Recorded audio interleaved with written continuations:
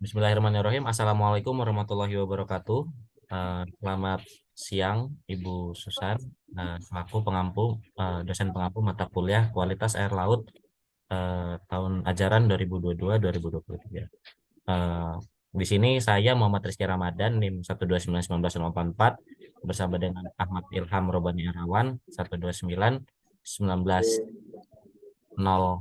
13. Mau 13 di sini mempresentasikan model pencemaran merkuri akibat penambangan emas skala kecil atau PSK di Indonesia. Next. Mungkin bisa dijelasin oleh teman saya, oleh Ahmad Ilham. Ahmad Ilham, dan dapat dipersilakan. Ya, jadi di sini ada daftar isi apa saja yang akan kita bahas. Jadi yang pertama itu ada pendahuluan mengapa kita melakukan penelitian ini, lalu ada materi dan metode, hasil dan penjelasan, dan juga kesimpulan. Nah, di sini pendahuluannya ini karena sebagian besar perairan di Indonesia, khususnya Pulau Jawa, telah tercemar logam berat merkuri. Dan sebagian besar pencemaran ini disebabkan oleh aktivitas pertambangan emas dan industri lainnya. Lalu penelitian ini memiliki tujuan yaitu untuk melakukan pemantauan prediktif pada cemaran merkuri hasil penambangan emas skala kecil. Lalu di sini ada materi dan metodenya, yaitu teknik pembelajaran mesin ini digunakan untuk membuat model dari kumpulan data. Algoritma klasifikasi data digunakan untuk memilih hipotesi sampling cocok dengan kumpulan data dari serangkaian alternatif. Lalu perangkat lunak yang digunakan adalah Orange, yang merupakan pembelajaran mesin sumber terbuka atau open source, dan program penambangan data yang digunakan untuk penambangan data sendiri dan ditulis dengan Python. Lalu di sini ada data yang digunakan. Jadi dalam beberapa tahun terakhir, data kontaminasi merkuri di kawasan PESK ini menjadi cukup luas dan penelitian. Hal ini dikarenakan pentingnya data tersebut dalam memantau pelaksanaan rencana aksi pengurangan dan penghapusan penggunaan merkuri di Indonesia. Data yang digunakan dalam investigasi ini dikumpulkan dari pengukuran kandungan merkuri di lokasi PSK pada berbagai media lingkungan, antara lain air tanah, air sungai, sedimen, tanah, tumbuhan, biota, dan berikutnya ikan. Lalu di sini ada metode-metode penggalian mesinnya. Di sini ada decision tree, yaitu struktur yang terdiri dari simpul akar, cabang, dan simpul daun. Setiap node internal merepresentasikan pengujian pada atribut, setiap cabang menampilkan hasil pengujian, dan setiap node daun membawa label kelas. Simpul akar dalam pohon adalah simpul teratas, tumbuh keputusan adalah model pembelajaran mesin yang dibuat dari pohon keputusan satu tingkat. Lalu di sini ada naive Bayes. Ini metode yang cocok untuk klasifikasi biner dan metode kelas. Metode yang juga dikenal sebagai naive Bayes classifier ini menerapkan teknik klasifikasi objek di masa depan dengan menetapkan label kelas dan instance atau catatan menggunakan probabilitas bersyarat.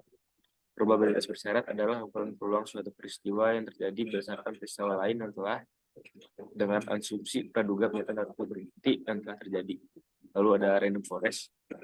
Random forest ini itu pendekatan pembelajaran ensemble yang menghasilkan sejumlah besar prediksi keputusan dangkal yang tidak berkorelasi dari kumpulan data. Random forest ini membangun pohon keputusan menggunakan sampel bootstrap dari satu percobaan. Prosedur ini dilakukan B kali, di mana B adalah jumlah pohon yang dibutuhkan untuk perhitungan. Kemudian dibagi sama konstruksi pohon tergantung pada yang terbaik di antara subset sering acak. Sementara penggunaan keacakan meningkatkan bias perkiraan. Dengan rata-rata hasil dari setiap pohon yang dibuat, prediksi hasil random forest dijamin memiliki bias dan variasi berubah. Lalu selanjutnya ada hasil dan pembahasan yang mana akan didukung oleh rekan saya, Rizky Ramadan. Silakan. Oke, setelah menggunakan data dari 13 area PSEK termasuk dari jumlah merkuri dalam air tanah, air sungai, sedimen, tanaman dan juga biota, dibandingkan dengan kriteria kualitas lingkungan yang sesuai, menurut temuan analisis model yang didapatkan dari aplikasi Orange, yang digunakan dalam model ini yaitu metode naive Bayes barusan yang digunakan untuk meramalkan model menghasilkan akurasi senilai nilai 99,1%. Nah, dalam temuan yang bisa kita lihat dalam pencemaran air tanah yang pada bisa kita lihat di sebelah kanan yang diberikan label X atau wilayah di Cibeber Lebak, itu dia di sana terdapat 180 ton merkuri per tahun dan memiliki pencemaran air tanah kategori tinggi berdasarkan algoritma perhitungan naive Bayes barusan. Lalu untuk gambar yang sebelah kiri yaitu gambar model pencemaran merkuri pada biota, didapatkan nilainya itu masih rendah Namun konsentrasi sedimen di Cibeber Lebak memiliki sedimen yang tinggi, yakni di atas ambang batas baku mutu air laut yang sudah ditentukan berdasarkan metode Naive Bayes. Namun di lokasi simpanan Sukabumi, meskipun konsentrasi merkuri sedimen relatif masih rendah, namun telah mengakibatkan pencemaran pada biota ikan yang kategorinya tinggi. Bisa kita lihat di warna yang lebih terang.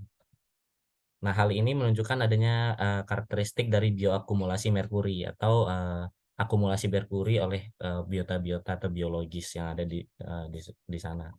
Next. Selanjutnya kita bakal membahas tentang model pencemaran merkuri pada tumbuhan dan juga pada biota. Nah, seperti yang dikatakan barusan tentang pada cemaran pada biota dan juga pada tumbuhan itu masih terpengaruh oleh sedimen dan lain-lain. Dan mengkonsumsi ikan yang sudah mencapai kategori pencemaran tinggi akan apa namanya menyebabkan kerugian fisik masyarakat di sekitar wilayah penambangan emas skala kecil. Menurut sebuah penelitian yang sudah dilakukan di Peru, populasi yang berada di radius ratusan kilometer dari wilayah PSEK akan memiliki dampak kesehatan akibat dari penambangan emas skala kecil tersebut. Lalu selanjutnya yang pada tumbuhan didapatkan yaitu nilai ambang batas di wilayah Cibeber Lebak bernilai tinggi atau yang sangat terang di sana menunjukkan kategori cemaran di sana sudah meresahkan. Lalu selanjutnya dalam di wilayah cemaran berdasarkan tumbuhan didapatkan kontaminasi yang tinggi di wilayah Sukabumi. Selanjutnya ada nggak di situ?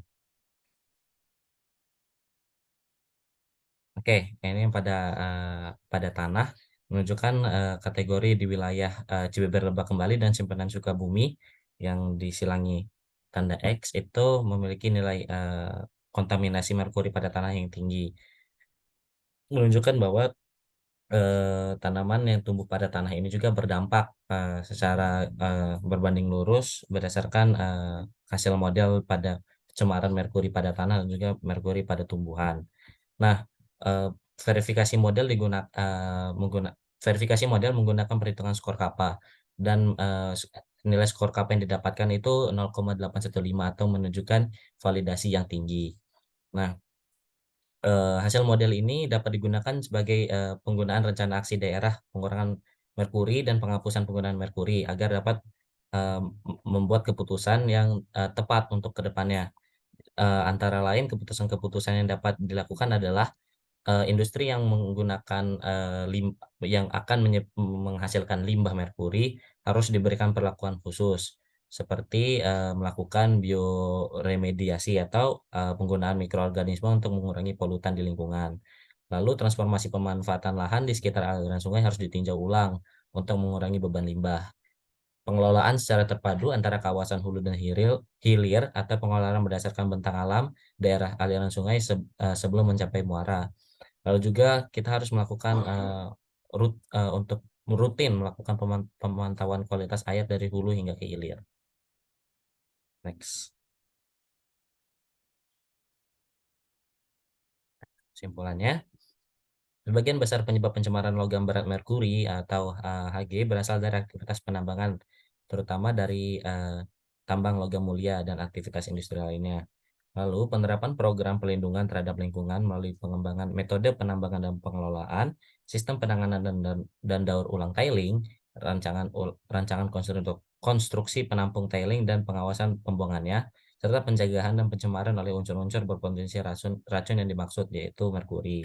Nah, seperti yang dijelaskan di hasil barusan, semua industri harus menerapkan perlakuan khusus terhadap limbah industrinya, seperti penggumpalan logam berat dengan senyawa kimia khusus atau menggunakan teknik bioremediasi. Lalu selanjutnya ada transformasi pemanfaatan lahan, mengelola secara terpadu kawasan hulu dan hilir, dan juga melakukan eh, debugging atau rutin melaksanakan pemantauan kualitas air dari hulu hingga ke hilir. Next. Oke, terima kasih. Ini merupakan daftar pustaka yang digunakan dalam penelitian ini. Terima kasih. Terima kasih.